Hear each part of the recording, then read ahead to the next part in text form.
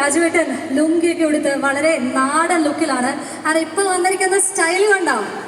എൻ്റെ ഈ സ്റ്റൈലല്ലേ എന്ന് പറയുന്ന അതേ ഒരു മാസ് ഇഫക്റ്റ് തന്നെയാണ് ഇവിടെ. പിന്നെ എന്ത് പോകും, സ്റ്റൈലാണെങ്കിലും നാടൻ ലുക്കാണെങ്കിലും എന്തും ഓക്കെയാണ്. So coming to the film, രാജുവേട്ടൻ്റെ ഒരു സിനിമ റിലീസ് ആകുമ്പോൾ അല്ലെങ്കിൽ അനൗൺസ് ആകുമ്പോൾ നമ്മൾ മലയാളികൾ വേറെ ഏതൊരു സിനിമയെ കാത്തിരിക്കുന്നതിനെക്കാട്ടും കൂടുതൽ ഒബ്സർവ് ചെയ്യാറുണ്ട്, അത് ഫോളോ അപ്പ് ചെയ്യാറുണ്ട്. Because when you are A part of film we know that ആ സിനിമയിൽ എന്തോ ഉണ്ട് എന്നുള്ളത്. അതേ ഒരു ആന്റിസിപ്പേഷനോട് കൂടി തന്നെയാണ് നമ്മൾ മലയാളികൾ എല്ലാവരും വിലായത്ത് ബുദ്ധയ്ക്ക് വേണ്ടിയും കാത്തിരിക്കുന്നത്. So tell us രാജുവേട്ട, how are you feeling and what is Vilayath ബുദ്ധ? നമസ്കാരം കൊച്ചി. ആദ്യം തന്നെ ഇത്രയും അധികം സമയം ഇവിടെ കാത്തു നിന്നതിന് ഒരുപാട് നന്ദി. ഞാൻ വൈകിയതല്ല, ഇവിടുന്ന് അധികം ദൂരമല്ലാത്തൊരു സ്ഥലത്ത് ഇതേ സിനിമയുടെ പ്രൊമോഷൻസിന്റെ ഭാഗമായി കുറച്ച് മീഡിയ ഇന്ററാക്ഷൻസ് നടന്നുകൊണ്ടിരിക്കുകയായിരുന്നു. എപ്പോഴത്തെയും പോലെ തീർക്കാം എന്ന് പറഞ്ഞ സമയത്ത് തീർന്നില്ല, അങ്ങനെ വൈകിപ്പോയതാണ്. പക്ഷെ താങ്ക് യു സോ മച്ച്. ഒരു വെള്ളിയാഴ്ച വൈകുന്നേരം ഇത്രയും സമയം ചെലവഴിച്ച് ഞങ്ങൾക്ക് വേണ്ടി ഇവിടെ കാത്തു നിന്നതിന്. ഇതൊരു വളരെ സ്പെഷ്യൽ സിനിമയാണ് ജയനും എനിക്കും, ഓഫ് കോഴ്സ് ഈ സിനിമയുമായിട്ട് സംബന്ധിച്ചിട്ടുള്ള എല്ലാവർക്കും. ഞാൻ ഇന്ന് എല്ലാ ഇന്റർവ്യൂസിലും പറഞ്ഞതുപോലെ ഒരു പാരലൽ റിയാലിറ്റി ഉണ്ടായിരുന്നുവെങ്കിൽ, മറ്റൊരു ലോകം പാരലലി എക്സിസ്റ്റ് ചെയ്തിരുന്നുവെങ്കിൽ ഈ സ്റ്റേജിൽ ഇന്ന് സച്ചിയും ഉണ്ടാകേണ്ടതായിരുന്നു. എന്നോട് ആദ്യമായിട്ട് ഈ സിനിമയെക്കുറിച്ചും ഈ കഥാപാത്രത്തെക്കുറിച്ചും പറയുന്നത് സച്ചിയാണ് എന്നോട് ഞാൻ അടുത്ത് ചെയ്യാൻ പോകുന്ന സിനിമ ഇതാണ്, മോഹനൻ നീയാണ് എന്ന് പറയുന്നത്. സച്ചി എനിക്ക് ഇന്നും ഓർമ്മയുണ്ട്. എന്നെ ഒന്നുകൂടി വിളിച്ച് ഉറപ്പല്ലേ ചെയ്യുമല്ലോ എന്ന് ചോദിച്ചിട്ട് ഞാൻ അതിനെന്താ സംശയം ചെയ്യും എന്ന് പറഞ്ഞ് എന്നാ വെയിറ്റ് ചെയ്യും എന്ന് പറഞ്ഞ് എന്നെ കോളിൽ വെയിറ്റിംഗിൽ നിർത്തിയിട്ടാണ് ഇന്ദുഗോപനെ വിളിച്ചിട്ട് എനിക്ക് തരുമോ ഈ കഥ എന്ന് ചോദിക്കുകയും ഇന്ദു വളരെ സന്തോഷത്തിൽ തീർച്ചയായിട്ടും എന്ന് പറഞ്ഞ് അപ്പൊ തന്നെ സച്ചി തിരിച്ച് എന്നോട് എല്ലാം ഫിക്സ്, നമ്മൾ ഈ സിനിമ ചെയ്യുന്നു എന്ന് പറഞ്ഞ ആളാണ് പെട്ടെന്നൊരു ദിവസം ഇനി ഇല്ല എന്ന അവസ്ഥയിലേക്ക് എത്തിപ്പെട്ടത്. പക്ഷെ അങ്ങനെ ഒരു നിർഭാഗ്യകരമായ വിയോഗം സംഭവിച്ചതിന്റെ തുടർച്ചയായി ഈ സിനിമ ഏറ്റവും സ്വാഭാവികമായി എത്തിപ്പെടേണ്ടത് ജയന്റെ കയ്യിലാണ്. കാരണം ജയൻ സച്ചിയുടെ അസോസിയേറ്റ് ഡയറക്ടർ മാത്രമായിരുന്നില്ല, സച്ചിയുടെ ഒരു സഹോദരനും ഒരു സുഹൃത്തും, സച്ചിയുടെ എല്ലാം ആയിരുന്നു. ഒരു പക്ഷേ സച്ചിയുടെ ഈ സിനിമയുടെ വിഷൻ ഏറ്റവും നന്നായി ഈ സിനിമയുടെ സംവിധാന ചുമതല ഏറ്റെടുക്കുന്നതിന് മുൻപ് തന്നെ മനസ്സിലാക്കിയ വ്യക്തി ജയനാണ്. ജയൻ സച്ചിയുടെ മാത്രം അസോസിയേറ്റ് അല്ല, എന്റെയും അസോസിയേറ്റ് ആണ്. അപ്പൊ it's A moment of pride for me. എന്നോടൊപ്പം വർക്ക് ചെയ്ത എന്റെ കോ ഡയറക്ടേഴ്സിലെ ഒരാൾ, അയാളുടെ ആദ്യത്തെ സ്വതന്ത്ര സിനിമാ സംരംഭം കേന്ദ്ര കഥാപാത്രം എന്നെ കാസ്റ്റ് ചെയ്തുകൊണ്ട് ചെയ്യുന്നു. അത് ഇത്രയും മനോഹരമായി കൺസീവ് ചെയ്യപ്പെടുന്നു. അത് നമ്മുടെ രണ്ടുപേരുടെയും സുഹൃത്തും ഗുരുതുല്യനുമായ സച്ചിക്ക് ഒരു ട്രിബ്യൂട്ട് എന്ന രീതിയിൽ റിലീസ് ചെയ്യപ്പെടുന്നു എന്ന് പറയുന്നത് ഒരുപാട് സന്തോഷവും ഒരുപാട് അഭിമാനവും തോന്നുന്ന ഒരു സമയമാണ്. ഇതിന്റെ നിർമ്മാതാവ് സന്ദീപ് സേനനും ഞാനും കുട്ടിക്കാലം മുതൽ ഫ്രണ്ട്സ് ആണ്. ആക്ച്വലി ഞങ്ങളെല്ലാം തിരുവനന്തപുരം ഗ്യാങ് ആണ്. സന്ദീപിന്റെ അച്ഛന്റെ പങ്കജ് ഹോട്ടലിൽ സ്കൂളിൽ പഠിക്കുമ്പോൾ പോയിട്ട് കാശ് കൊടുക്കാതെ ബുഫേ കഴിച്ച് മുങ്ങി എത്രയോ സന്ദർഭങ്ങൾ ഉണ്ടായിട്ടുണ്ട്. സേനനങ്കിൽ എന്നെ മോനെ പോലെയാണ് കണ്ടിരുന്നത്. ഇന്നും ആ സ്നേഹവും വാത്സല്യവും ഉണ്ട്.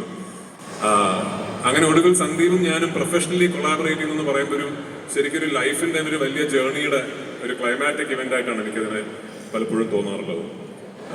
ജെയ്ക്സ് എനിക്കിപ്പോഴും ഓർമ്മയുണ്ട്. ഓഫ്കോഴ്സ് ജെയ്ക്സും ഞാനും ഒരുപാട് വർഷങ്ങളുടെ പരിചയമുണ്ട്.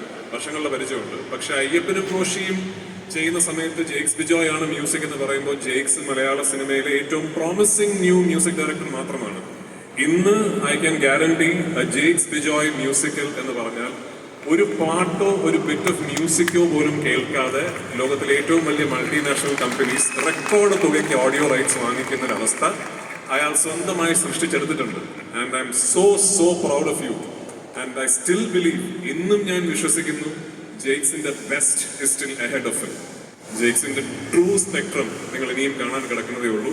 And what he is done for Vilayath Buddha, ഈ സിനിമയ്ക്ക് ജെയ്ക്സ് കൊണ്ടുവന്നിരിക്കുന്ന ഫ്ലേവർ, ഈ സിനിമയുടെ കഥയെയും പശ്ചാത്തലത്തെയും കഥാപാത്രങ്ങളെയും ജെയ്ക്സ് മനസ്സിലാക്കിയിരിക്കുന്ന രീതി is truly oh inspiring. So thank you Jakes for all that you have done. ഇന്ദുവിന്റെ ആദ്യത്തെ കഥാപാത്രത്തിനല്ല എന്റെ മുഖം ആവുന്നത്. ഇതിനു മുമ്പ് കാപ്പയിൽ കൊട്ടമധുവായി ഞാൻ അഭിനയിച്ചിരുന്നു. ഇന്ദുവിന്റെ അവസാനത്തെ കഥാപാത്രവും ആയിരിക്കില്ല എന്റേതായി എന്റെ ഫിൽമോഗ്രഫിയിൽ വരുന്നത്. ഞാൻ ഭയങ്കര ഫാനാണ് ഇന്ദുവിന്റെ റൈറ്റിങ്ങിന്റെ. ഒരുപാട് കഥകളും വിഷയങ്ങളും നമ്മൾ ചർച്ച ചെയ്യാറുണ്ട്. ഇന്ദുവിന്റെ അടുത്ത ഒരുപാട് ചിന്തകളും കഥാപാത്രങ്ങളും എന്നിലേക്ക് എത്തിച്ചേരട്ടെ എന്ന് ഞാൻ പ്രത്യാശിക്കുന്നു. Thank you.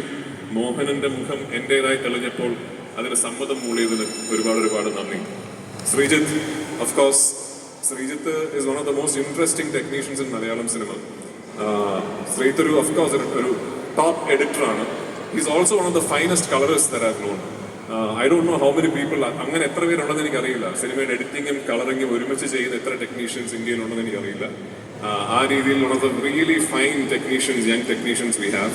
Glad that he's part of the film. ഒരുപാട് പേരുടെ പേരുകൾ ഞാൻ വിട്ടുപോകും. സംഗീത്, of course, രാജേഷ്, നമ്മുടെ സ്ക്രിപ്റ്റ് റൈറ്റർ.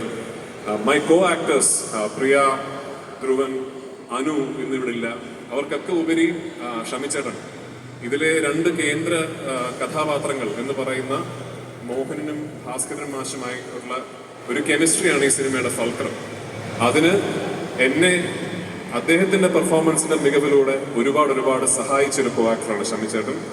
ഞാൻ ഈ സിനിമയുടെ ഷൂട്ടിംഗ് സമയത്ത് ഷമിച്ചേട്ടനോട് ഒരുപാട് പ്രാവശ്യം പറഞ്ഞിട്ടുണ്ട്. പ്രത്യേകിച്ച് ഇതിൽ ഷമിച്ചേട്ടൻ പ്രായമായതിനു ശേഷമുള്ള ഒരു അപ്പിയറൻസ് ഉണ്ട്. എനിക്ക് ശരിക്കും തിലങ്കനങ്ങളുടെ ഓർമ്മ വരുന്നുണ്ട് എന്ന് ഞാൻ ഷമിച്ചേട്ടനോട് തന്നെ ഒരുപാട് പ്രാവശ്യം പറഞ്ഞിട്ടുണ്ട്.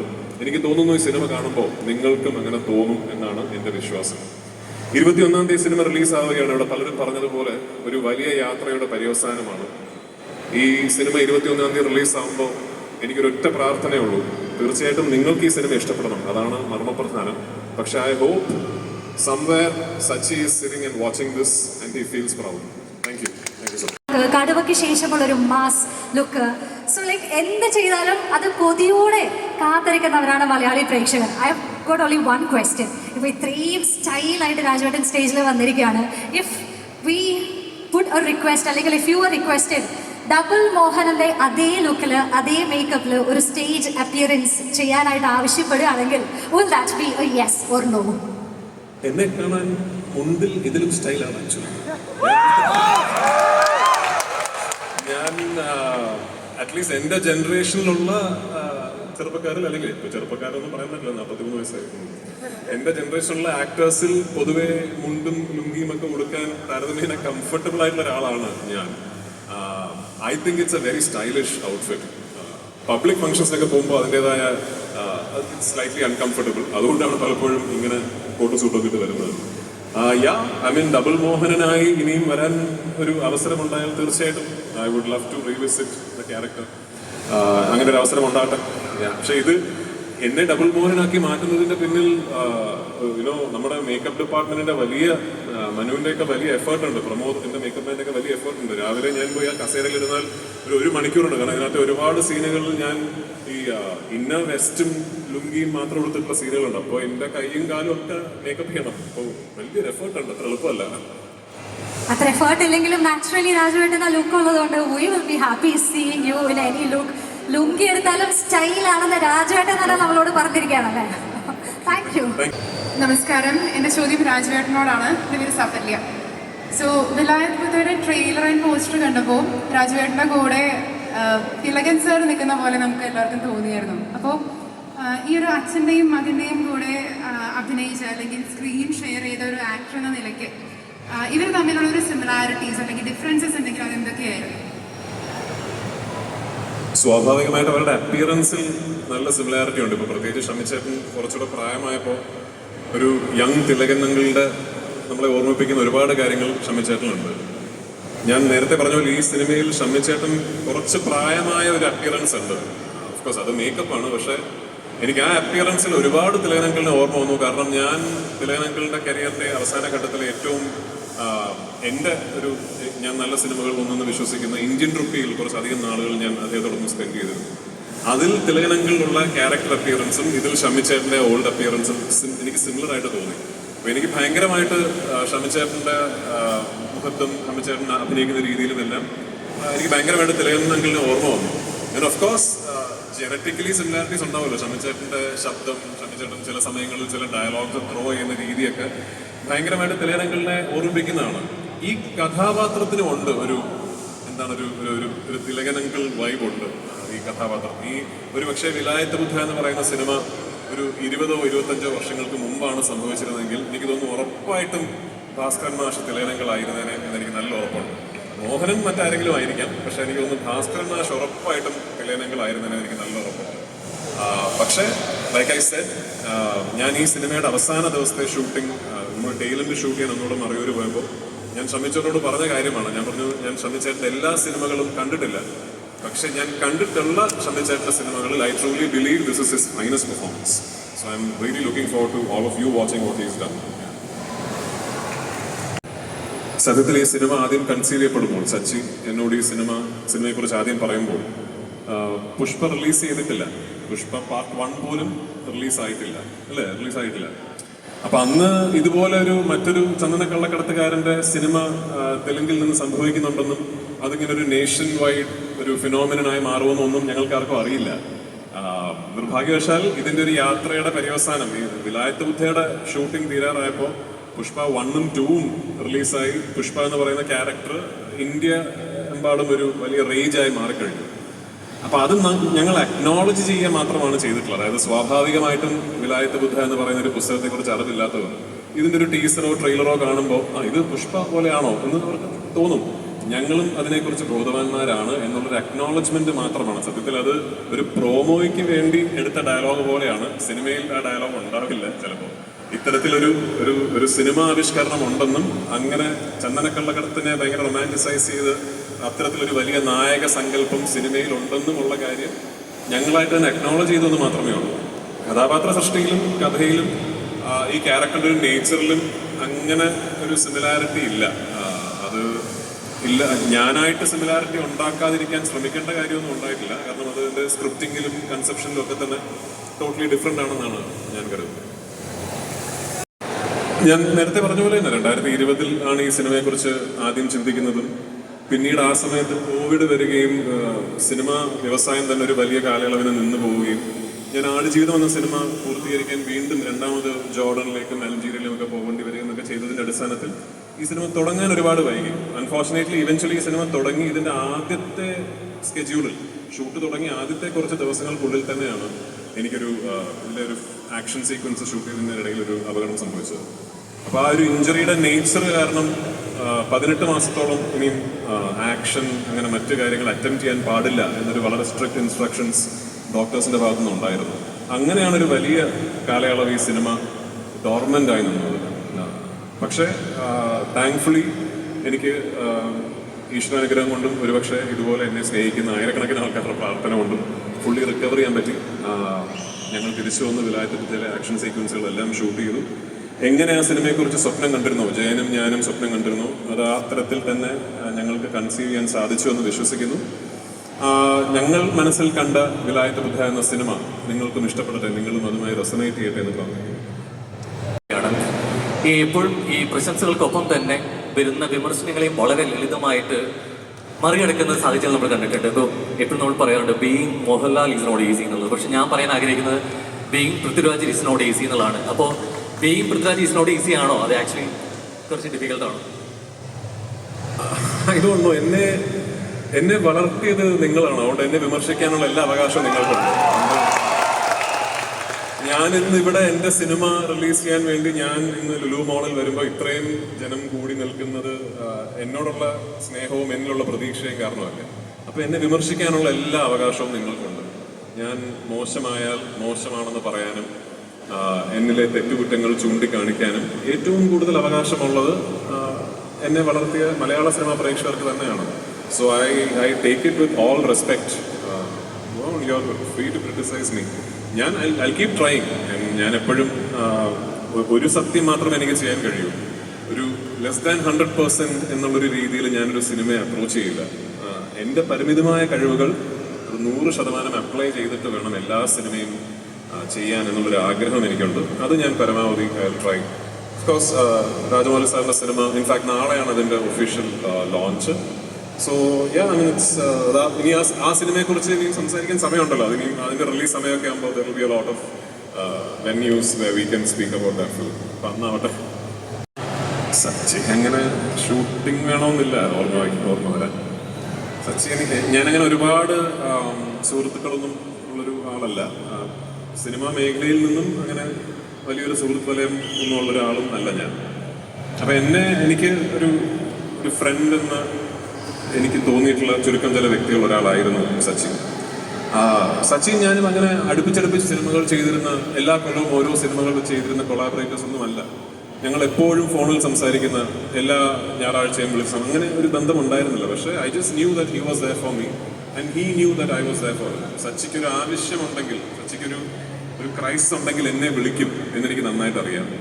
എനിക്കൊരു ഫ്രസ്ട്രേഷൻ ഉണ്ടെങ്കിൽ എനിക്ക് വിളിക്കാം എന്ന് തോന്നുന്ന വ്യക്തികളിൽ ഒരാളായിരുന്നു Sachin. And I miss that, I miss him. And അത് വിലായത്ത് മുത്തയുടെ ഷൂട്ടിംഗ് എന്നുള്ളതല്ല, I really wish he was here.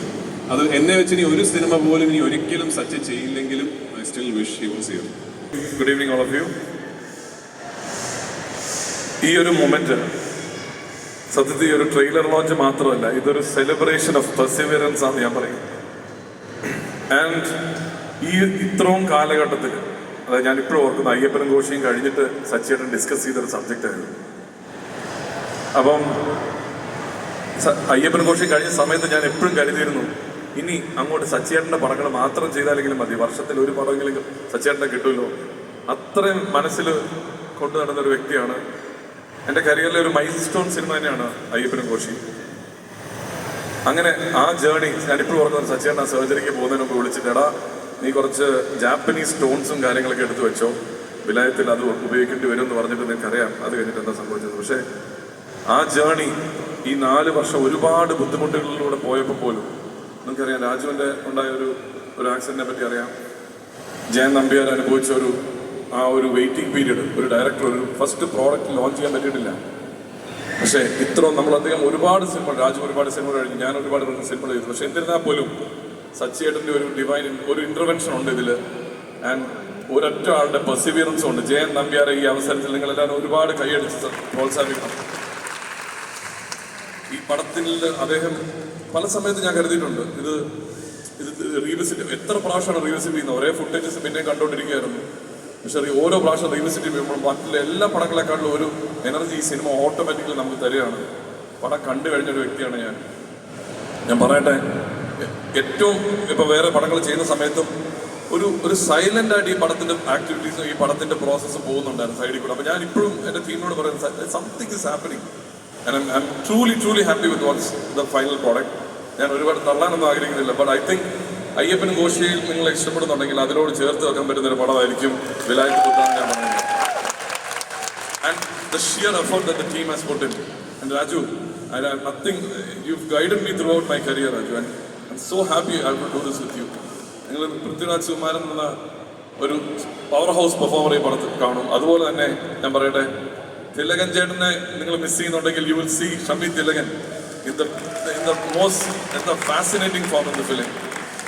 പിന്നെ ഞാൻ എടുത്തു പറയേണ്ട ഒരു കാര്യം, ഉർവശി തിയേറ്റേഴ്സും സന്ദീപ് സേനനും സംഗീതും രഘു എല്ലാം ഈ പടത്തിൽ as producers what they must have gone through. Just imagine ഒരു പടം 4 വർഷമായിട്ട് ബാക്ക് ആൻഡ് ഫോർത്ത് അവർ ഇൻവെസ്റ്റ് ചെയ്തിരിക്കുന്ന പൈസ, അവരുടെ expectations, they can't go to another film. So and ഭയങ്കര എന്താ പറയുക, നമ്മൾ we all just took for this film and Jain Bhai's vision. And I want you to all come and watch this in theaters and be entertained. ഈ വർഷം it's a very good way to close the year. And again, I would consider this as a celebration of perseverance. അതാണ് ഞാൻ പറഞ്ഞത്. ഇതൊരു trailer launch മാത്രമല്ല, ഇതൊരു 4 വർഷത്തെ കഠിനാധ്വാനത്തിൻ്റെ ഒരു ക്ലോഷറാണ്. And I'm so happy that I could be part of it. എൻ്റെ team എല്ലാവരും ഇപ്പോൾ വർക്ക് ചെയ്തുകൊണ്ടിരിക്കുകയാണ് ഇപ്പോഴും. We are in the final leg of finishing the film to make you all ഒരു entertaining cinema. Thank you so much. Thank you. Thanks.